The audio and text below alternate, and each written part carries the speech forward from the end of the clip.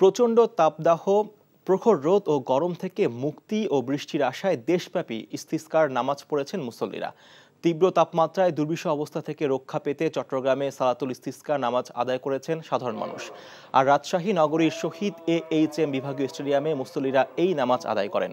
চলমান দাবদাহ থেকে রক্ষায় আল্লাহর রহমত কামনা করেন মুসল্লিরা।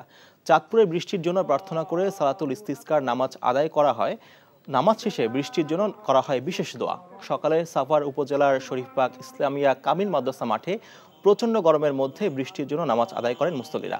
এছাড়া বৃষ্টির জন্য বরিশাল, পিরোজপুর, ঝালকাঠি, ঠাকুরগাঁও এবং মুন্সিগঞ্জে ইস্তিসকার নামাজ আদায় করেছেন মুসল্লিরা। নামাজ শেষে অনাবৃষ্টি থেকে মুক্তির আশায় দুহাত তুলে বিশেষ মোনাজাত করেন তারা।